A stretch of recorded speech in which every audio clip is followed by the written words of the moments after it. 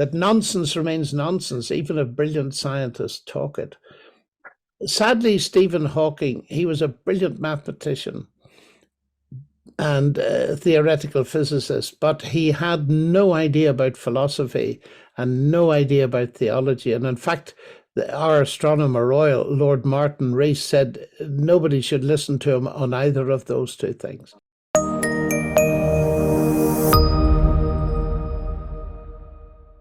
Greetings, everyone. Today I have the privilege to have a conversation with Dr. John Lennox. John Lennox is an emeritus professor of mathematics at Oxford University and an internationally renowned speaker on the interface of science, philosophy, and religion. Dr. Lennox is also an emeritus fellow in mathematics and philosophy of science at Green Templeton College. He teaches at many academic institutions and is a senior fellow with the Trinity Forum.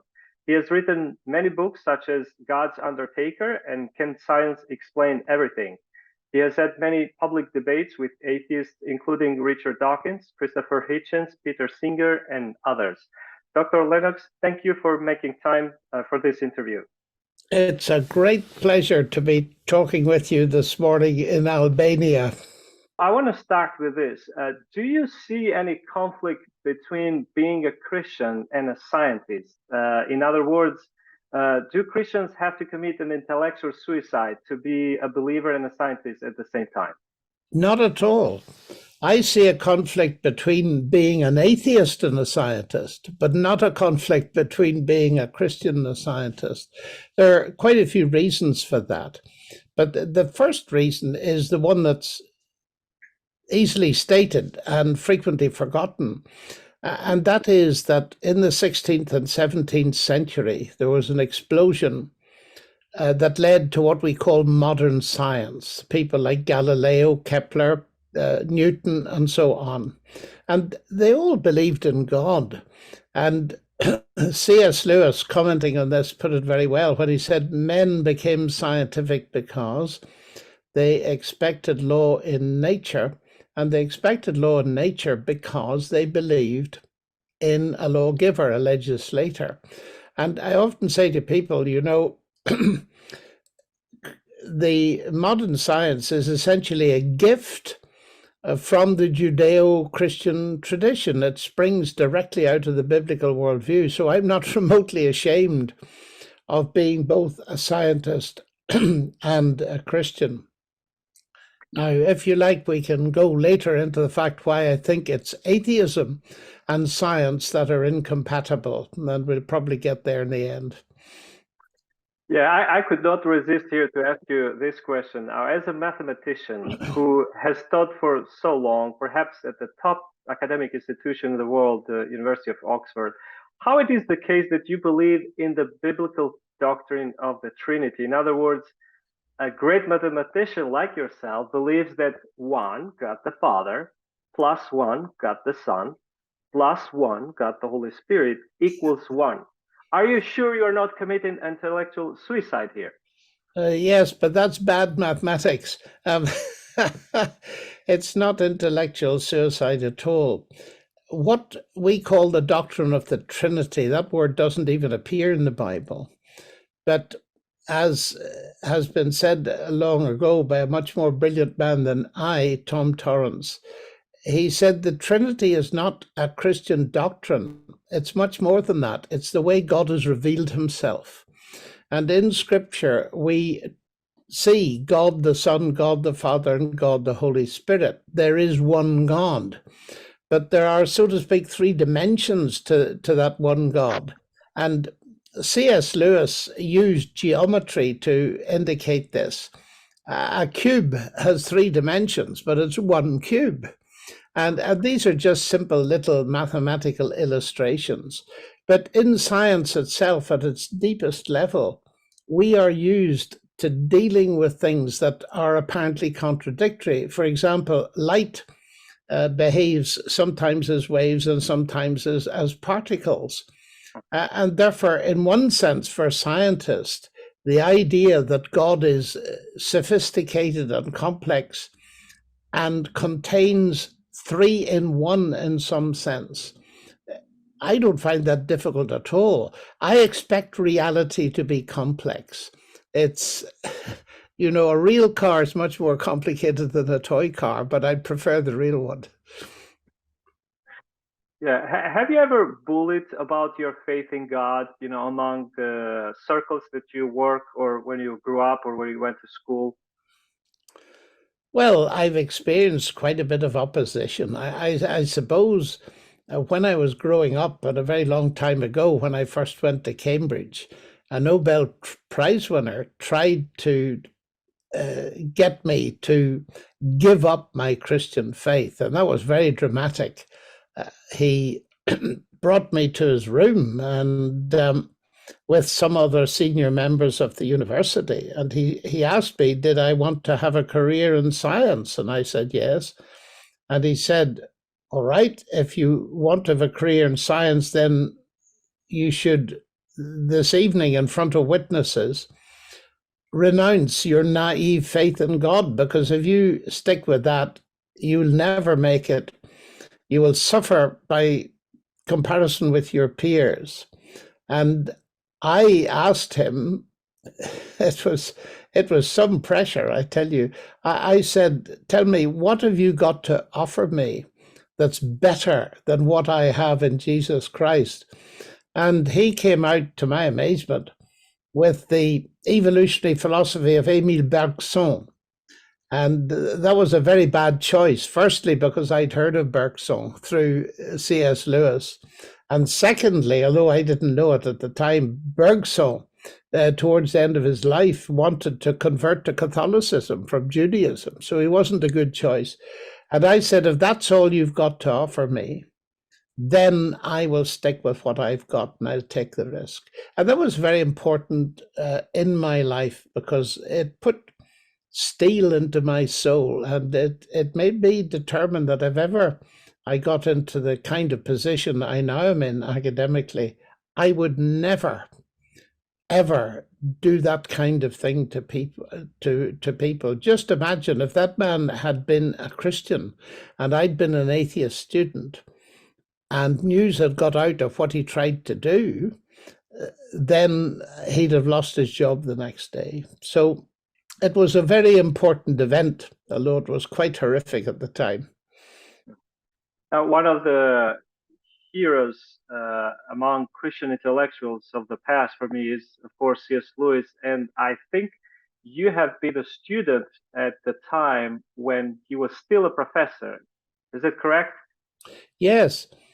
In 1962, I went to Cambridge, and Lewis was still there. He died the following year, but he was still giving some lectures. And I went to several of them, and they turned out to be the last lectures he ever gave. So I'm very pleased that C.S. Lewis, who had such an effect on my life intellectually through his books, that I at least encountered him several times in the flesh. That's wonderful to have that kind of experience. Now, when I was doing my reading to prepare for this interview, I was fascinated to learn that modern science was developed only in the Christian West, the modern science. And as you mentioned, some of the earliest modern scientists. What do you think were the necessary requirements for the birth of modern science that the Christian worldview provided in the West? Well, the best way to answer that is to consider why it didn't develop in the East, principally not in China, because a lot of research was done by an expert on the Chinese language and Chinese science and technology, Joseph Needham, who was a chemist. And the interesting thing is that in his own philosophy, he was a neo-Marxist, and for many years he tried to reconcile the lack of development of abstract science in China with neo-Marxism, and he couldn't do so. And in the end, he honestly admitted that the only difference he could see between the East and the West was that China in particular lacked the idea of a single creator who created the universe to run on fixed laws. And of course, that's exactly what Kepler, Newton, and Galileo believed, that there was a God who created the universe, a rational God, and therefore, in doing science, we are glorifying God and we're thinking God's thoughts after him. And I think that's a very important distinction. Richard Dawkins once challenged me and said on this topic, he said, look, everybody believed in God at that time. And I simply made the point, not everybody, Richard. Most people in the West believed in God, but certainly not in the East. So comparing those two, it's certainly clear that the Judeo-Christian cradle, so to speak, gave birth to modern science. And that is a thesis, by the way, that's widely believed. Indeed, there's an even stronger version of it. Peter Harrison, who was for a while professor of science and religion at Oxford, and whom I knew quite well, he has written a book that's gained widespread commendation, arguing that it wasn't only the biblical doctrine of creation that inspired modern science, but it was the attitude of the reformers to scripture, moving away from allegorical interpretations. They said, look, we need to see what the text actually says. And taking that back into science, you get Kepler, who was desperately trying to fit the motions of the planets around the sun into circles, and he couldn't do it until he finally said, right, that's Aristotle's philosophy. Let me leave that aside and let me just look at what is going on. And very rapidly he saw they moved in equally perfect ellipses. So looking at what the text says, whether the text is the written word of God or the text of the universe, God's book of nature, is a very important part of the way in which science works. Now, if it was the Christian foundation of the West in which the modern science was born, why is the case that the scientific world today in the West is dominated by a naturalistic worldview? I think there is a number of reasons for that. It's quite a complicated business. And of course, naturalism or materialism have been with us right since the ancient atomism of Democritus and Leucippus. They've always been there. And at the time of the Enlightenment, where there was a very strong reaction against a corrupt version of Christianity, and many people saw that and they didn't like it, and I don't like it either, of course. And they tended to move to pushing God out of the equation. And they came up with a kind of view that we now call deism, where God started the universe off, he wound it up, and it runs like a clock. Now, ironically, that view was helped by Isaac Newton's view of a clockwork universe. So inadvertently, Newton, who believed in God himself, was providing a background for those that didn't want God in the picture.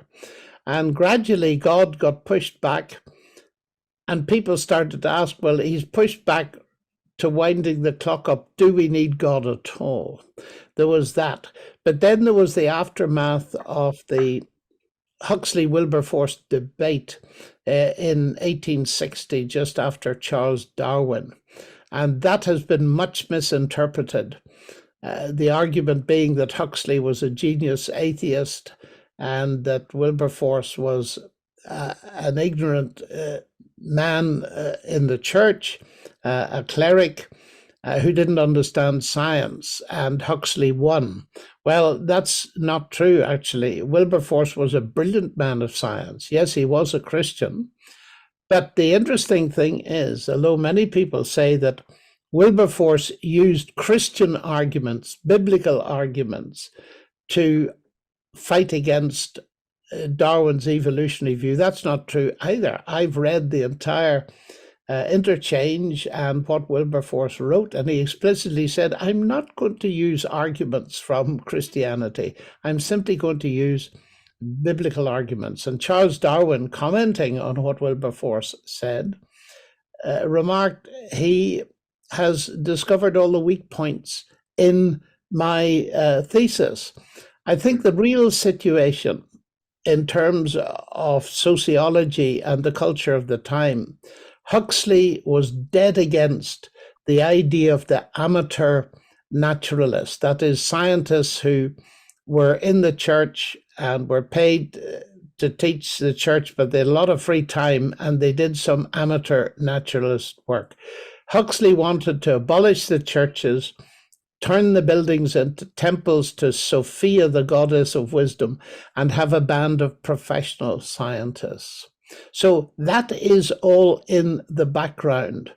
And of course, the experience of the Enlightenment, particularly in France, the strong reaction against a corrupt church, which is understandable, led, of course, to an increase in pushing God out of the scene. And that's the background to many of the contemporary atheists like Dawkins or the late Stephen Hawking, Christopher Hitchens, and so on. They are, in a sense, Enlightenment men, but they're building on a rotten foundation for many reasons that I've gone into. Indeed, I've just written a major book replacing God's Undertaker, which is called Cosmic Chemistry, Do God and Science Mix, in order to go into this in detail. So one of your books that I've enjoyed reading, Can Science Explain Everything? I want to focus a little bit on that book. Before we try to give an answer to that question, could you please define what science is? Defining science is more difficult than many people think. And indeed, philosophers of science have given up trying to formulate a precise definition.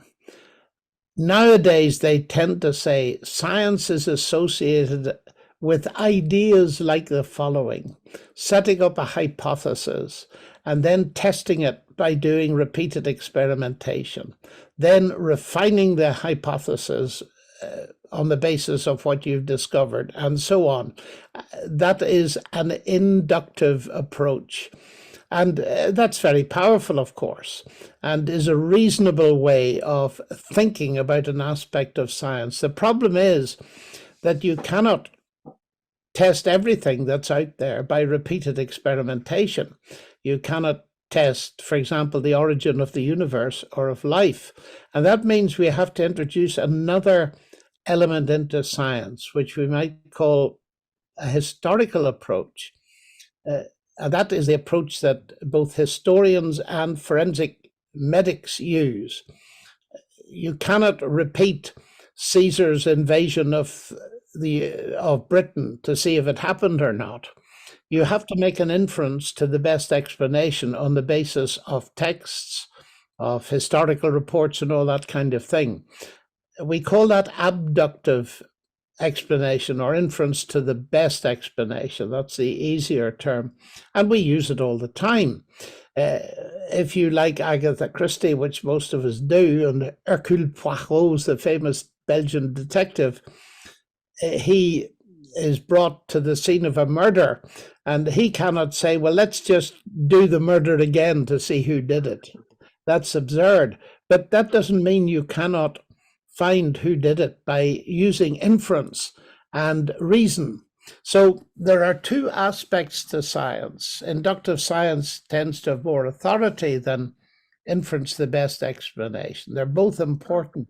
That gives us a bit of an idea of what science is, but precise definitions are very difficult. Augustine once said, everybody knows what time is until you try to define it. So having those definitions that you provided, what would be the limitation of science? What are some questions or phenomena or events that science cannot explain? First of all, we need to remind ourselves that Europe is linguistically divided. And in the UK, science means the natural sciences, physics, chemistry, biology, and so on. Whereas there are other cultures, like the German culture, that uses the name Wissenschaft for both the natural sciences and the humanities. And that's an indicator where the natural sciences are limited. Now, we have a huge problem today because some of the leading atheists are infected, I'd put it that way, with the worldview that's called scientism. Scientism asserts that the natural sciences are the only way to knowledge and truth. Now, that is clearly false. It's logically false because the statement, science is the only way to truth, is not a statement of science. It's a statement about science. It doesn't come from science. And therefore, if it's true, it's false. But looking at it in more depth, one of the very famous Oxford Nobel Prize winners was Sir Peter Medawar. And he once wrote that it's very easy to see that the natural sciences are limited because they cannot even answer the simple questions of a child. Where do I come from? Where am I going? And what is the meaning of my life? And this is hugely important. Science is powerful precisely because it's limited. And one of the places where it is limited, where it cannot go, is the most important question for human beings of all questions, and that is meaning. Where do I get meaning from? And our late chief rabbi, Lord Jonathan Sacks, who was a brilliant philosopher, put it this way. He said, science takes things apart to see how they work. Religion puts them together to see what they mean. Science doesn't have that capacity to deal with meaning. Einstein, who was one of the brightest scientists ever, he once said, you can talk about the ethical foundations of science, but you cannot talk about the scientific foundations of ethics. In other words, to put it more simply, science can tell us that if you give arsenic to your grandmother, it will kill her. But science cannot tell you whether you ought to do that in order to get your hands on her money. So science is limited. And it's very important to recognize that, because one of the problems with the naturalistic worldview is this dominant scientism, that science is the only way to truth. And I'm surprised at how many brilliant people adopt it, since it's very easy to disprove it. Yeah, I want to bring here as a pushback one of the critiques that the naturalists will bring when they say that yes, science cannot explain anything yet, but should we talk about the God of the gaps then? That is to say, if we would give more time, science for sure will explain everything one day. Well, there are several answers to that question, and I appreciate it's a very important question to ask, because many people, when they first encounter people like me, they think, oh, he simply believes in a God of the gaps. I can't explain it, therefore God did it. And as science advances, God will be squeezed completely out of the picture. Well, I do not believe in a God of the gaps. I think gods of the gaps are very dangerous. The ancient Greeks believed in a whole lot of them. The god of thunder, the god of lightning. And those gods are very easily destroyed by a little bit of elementary physics. But then I want to say that there are different kinds of gap. There are gaps that science can close, and that's marvelous when science gets rid of all these ancient Greek gods. But then there are gaps that science opens. Now, let me give you an example of one. In 1953, two men, Miller and Urey, won the Nobel Prize for discovering what was then thought to be the secret of life. They bombarded some chemicals which they thought would simulate the early Earth, and they discovered some of the amino acids out of which proteins are built. But that was 1953, and they hadn't discovered the origin of life, because we're actually further from a solution than we were then, because they didn't know, no one knew at the time, the sheer complexity of one of the fundamental molecules that's involved in life, that is the DNA molecule with its over 3 billion chemical letters in exactly the right order, like a code. Now, here's the important thing, that life has characteristics that fit perfectly into computer science and what we know of codes and languages.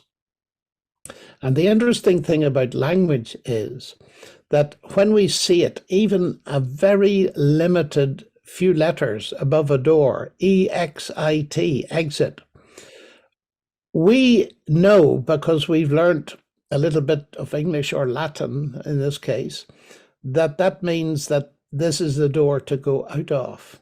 But we also know that because it has meaning, it's linguistic, whatever natural processes were involved in making the sign, there was a mind involved in producing it, because language is never produced, ever, by natural processes. And whether a person is a scientist or just an ordinary person, they will immediately deduce that.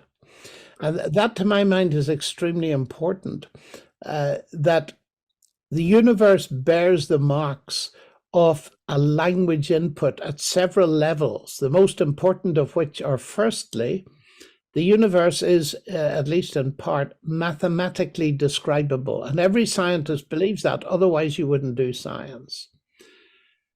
Now, the Bible begins with the words, "In the beginning, God created the bits of the universe we don't yet understand." Well, no, it doesn't. In the beginning, God created the heavens and earth. That is everything. That is, God is the God of the whole show, not simply of the bits we don't understand. But it's even better than that. It's the bits we do understand that point towards the existence of God. Newton is an example of that himself. When he discovered his law of gravitation, he wrote the most important book in the history of science, the Principia. And he expressed at the beginning of it the hope that a thinking person reading this book would come to believe in a deity. In other words, Newton didn't say, "I've got a law of gravity. I now understand how it works. I don't need God." No, his reaction was, what a genius God is to do it that way. And that's very important. And that's the way life works. You know, if I understand painting and art, I will see much more in a Rembrandt picture or in a work of engineering beauty than the average person will, who's not trained. So I say, yes, let's get rid of the bad gaps. Let's squeeze out the bad gods. But, you know, even in ancient Greece, it's very interesting. There was one man, and he's called Xenophanes, and he mocked the ancient Greek gods. And but he said, there is one God, and I'm paraphrasing here, of great power. He saw that belief in one God who'd created the universe didn't contradict all these gods of the gaps. He wanted to get rid of the gods of the gaps so that they could concentrate on the true God. And therefore, I am totally convinced that science, in its good gaps, and it's interesting that my teacher of quantum mechanics at Cambridge, Sir John Polkinghorne, the late Sir John, said we are unquestionably people of gaps. There are good gaps, and there are, it's ironic, of course, let me say this as well, that many people who adopt a strong evolutionary theory really have an evolution of the gaps. They don't know how anything happened, but they say evolution did it when they don't know how.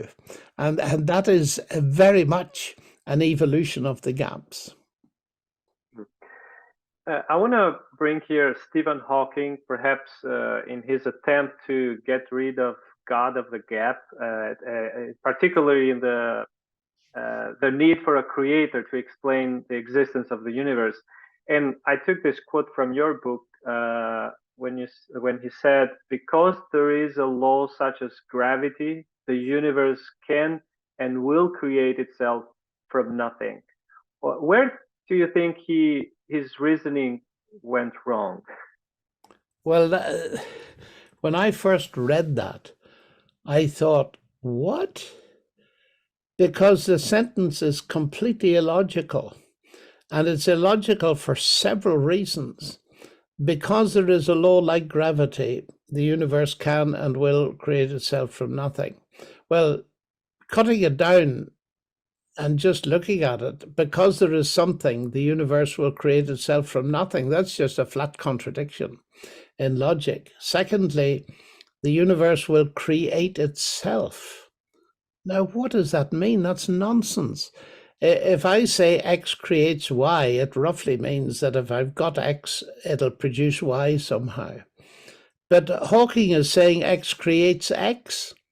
And that just shows, as I have been known to say, that nonsense remains nonsense, even if brilliant scientists talk it. Sadly, Stephen Hawking, he was a brilliant mathematician and theoretical physicist, but he had no idea about philosophy and no idea about theology. And in fact, our astronomer royal, Lord Martin Rees, said nobody should listen to him on either of those two things. But it's an absolute tragedy because he expected that, he believed that that was an argument that did away with God. It doesn't, it's just sheer nonsense. So he has not answered the famous question that Leibniz and other people posed, why is there something rather than nothing? They just haven't even addressed it. Because if you talk nonsense about something, you haven't advanced a solution to the question, have you?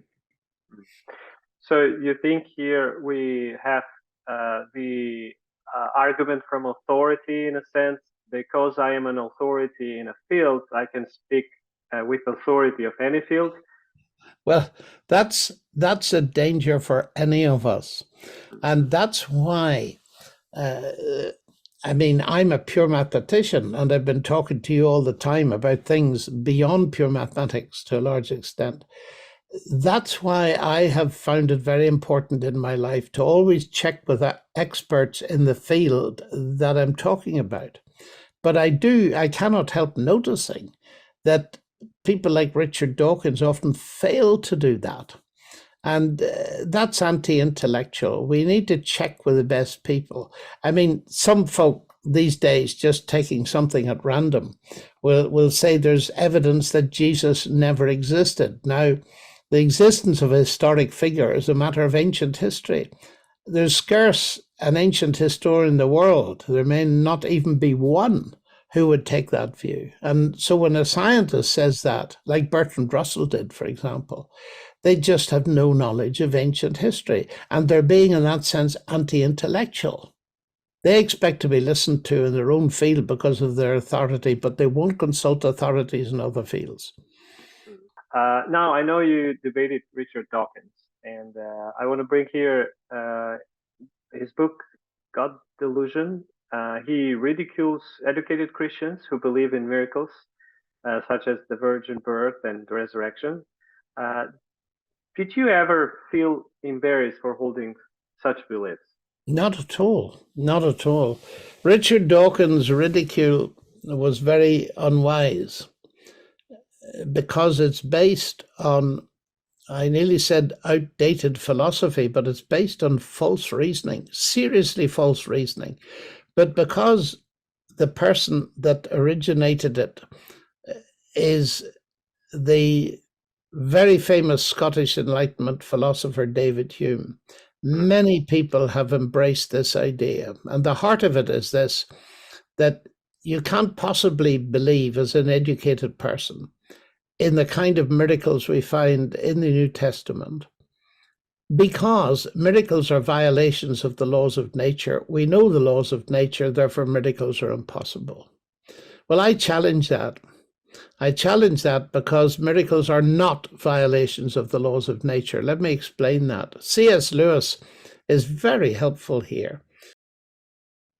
If I stay in a hotel at night and I suppose I put $100 into a drawer the first night, and I put 100 more the second night, so 1 + 1 = 2, as you said earlier, so I got $200 in the drawer. If I wake up on the third morning, open my drawer, and I find just $50 in the drawer, what do I deduce? Do I deduce that the laws of arithmetic have been broken, or do I deduce that the laws of England have been broken? Now, it's that difference that shows what's going on. I deduce, of course, that the laws of England have been broken. Why? Because I know the laws of arithmetic have not been broken. If I thought the laws of arithmetic could be broken, I would say, well, 100 + 100 was 200 yesterday, now it's only 50. Well, so what? But I wouldn't do that, because it's the fact that I know that the laws of England have been broken that I can tell that a thief has put their hand into the drawer and stolen $150. Now, the interest of that illustration, and it's very simple, but it's very important, brings us back to the naturalistic worldview, which is usually that the universe is a closed system of cause and effect. But you see, just as my drawer was not a closed system, it was an open system that a thief could get into, so the universe is an open system. There is cause and effect, but it's the product of a creator who can, if he wishes, feed a new event in. The laws of nature can't stop that.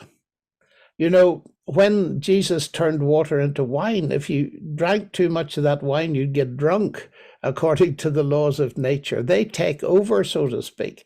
But our formulations of the regularities in the universe don't imprison God so that he can't feed a new event in. And that is the crucial thing.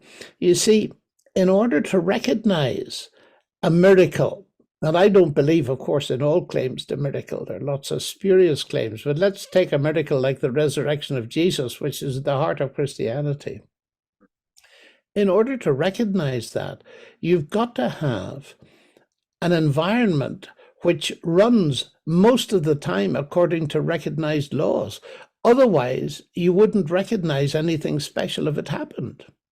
And so it's very important that we know the laws of nature, which we do thanks to Newton and others, but also that we grasp their status. They are not causes. Newton's laws of motion never caused a billiard ball or a snooker ball to move in the history of the universe. It's people with cues do that. The laws describe what happens, provided no one intervenes. For example, the law of gravity we were talking about means that if I drop an apple, it'll fall towards the center of the earth. But that doesn't stop you catching it on its way down. That's great. Now, you mentioned it before that maybe we would talk a little bit about the rationality of naturalists or atheists to do science. Do you think they have like a good foundation there? No. And here's the reason. Let me do it by way of telling a story because it illustrates it better. I often ask scientists what they do science with, and they often tell me about some very expensive machine, but then I just tap my head. Oh, they said, you mean my brain or my mind? Well, I said, I think the brain and the mind are different, but let's just go with the brain for the moment. You do science with your brain. Tell me about the brain. And the brief history of the brain, according to the naturalist, is the brain is the end product of a mindless, unguided process, which didn't have it in view at all. And then I just smile at them and I say, and you trust it, do you? I said, now be honest with me. And this is the interesting thing, because I've done this many times. If you knew that the computer that you use every day was the end product of a mindless, unguided process, would you trust it? And you know, Kaon, I've always got the answer, no. Oh, I said, well, you've got a problem then, haven't you? Because you're telling me that the brain or the mind with which you do science is the end product of a mindless process. In other words, your naturalism or even materialism is undermining your trust in the very rationality, not only which you need to do science, the very rationality you need to construct any argument or have any discourse at all. And I often say, look, this naturalistic philosophy ends up by destroying science, in that it gives you no confidence in your doing of science. And I put it this way to get the point across. I said, if you shoot yourself in the foot, it's painful. If you shoot yourself in the brain, it's fatal. So that's what I mean by saying that there's a conflict between atheism and science.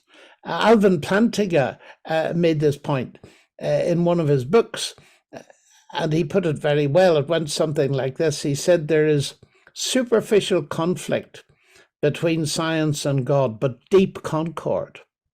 And there's superficial concord between science and atheism, but deep conflict. Now, is it correct to say that those in the scientific world who are Christians are people of faith, and those who are not Christians are real scientists?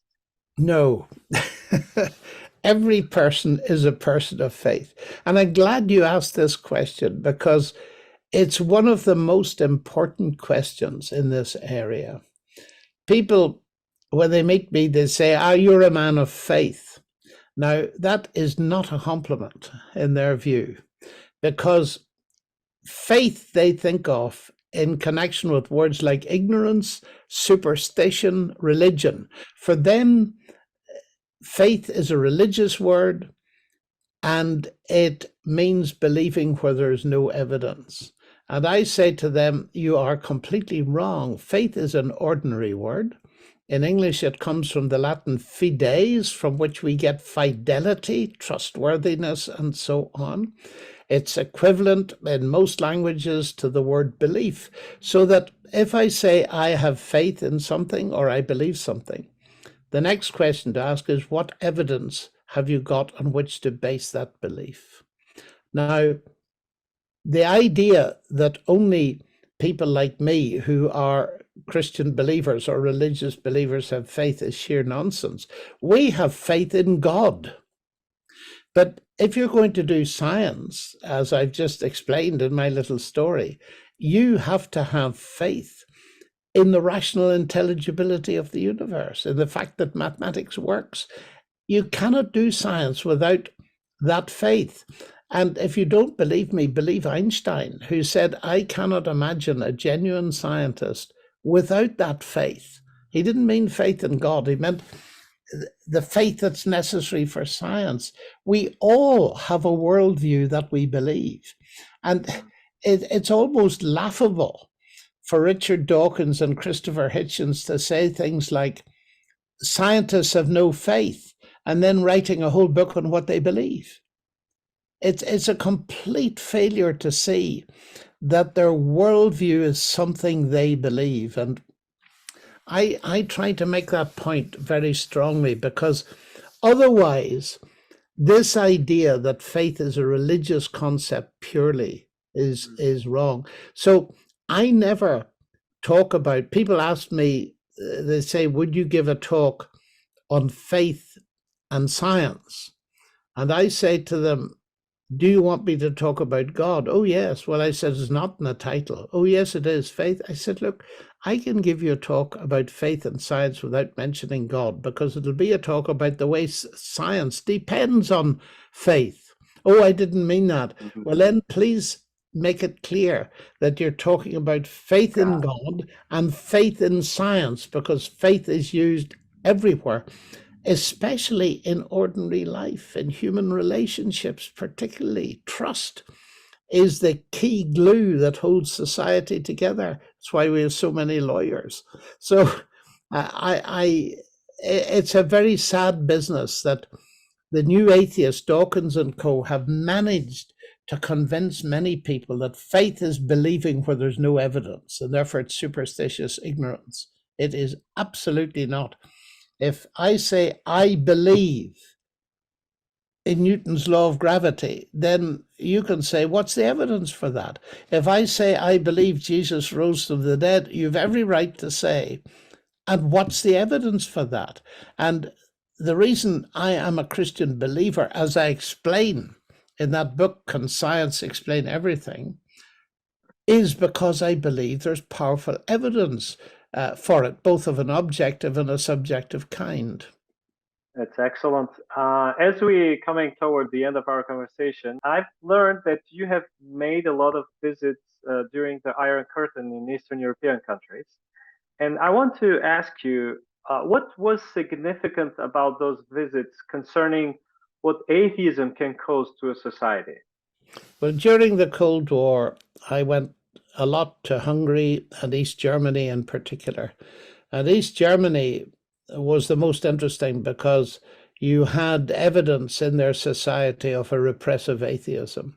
When the wall fell, because I can speak some Russian and lecture in it, I started going to places like Novosibirsk and academies in Russia.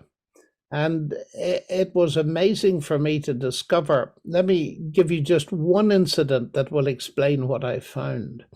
I was chatting one night in a home of an applied mathematician, and at the end of the evening, he said to everybody, he said, look, all of you know, except our guest, which was me, that I am a strong atheist. I thought religion was for weak-minded people like old women and so on. But now, he said, in my own home, I hear arguments that I've never heard before, for which I have no answer, because I do not have the intellectual training to cope with them. And he turned to me and he said, please give me some time to think these things through. And that was a most interesting thing to learn, that he felt that the system that he'd been brought up under, apart from science, it did not teach people how to think critically. And they weren't able to evaluate anything because they were just told how it had to be in their books on atheism, of which there were plenty. So as a worldview, it was very limiting. And I was just pleased to get the first opportunities in that part of the world to explain that there was a very big difference, and that Christianity was associated with the rise of science. Now, he started with this, and it's very interesting that I gave the first lecture in the university at Novosibirsk in 75 years on this topic. And when I mentioned that Newton and so on were believers in God, I could see anger in the audience. They got really angry. So I stopped. I don't like angry people. And I asked a man in the front row, why are you angry? And he said, look, why were we never told that these scientists were believers in God? And I was amazed. I said, can you not guess? It didn't fit in with communist propaganda. So it did teach me that, well, one academician, a brilliant man, said to me, we thought we could get rid of God and retain a value for human beings. And too late we found out that that was impossible. So there's the realm not only of science, but of values that we talked about a little bit earlier. Science cannot deal with the matter of values. And scientism devalues people. And the atheistic worldview is not neutral. It does devalue people. And it leads to people like Dawkins saying the universe is just what we'd expect to be. If at bottom there's no good, no evil, and no justice. DNA just is, and we dance to its music. That's determinism as well. And I don't think Dawkins really believes that. because it's a dismissal of all morality. And he's one who talks about the problem of evil. Well, why talk about it if it doesn't exist? Yeah, we as Albanians also have suffered that kind of communism, and to this day, I think we are having still the effects of what the communist worldview, naturalistic worldview of that system planted in our society. Unfortunately, we are still reaping the results of it. I think that's appropriate to end our conversation here. To respect your time also, I want to thank you so much for having this time for our program. I really appreciate, and I wish you good health and a fruitful ministry. Thank you so very much. I'm honored to have been on this program.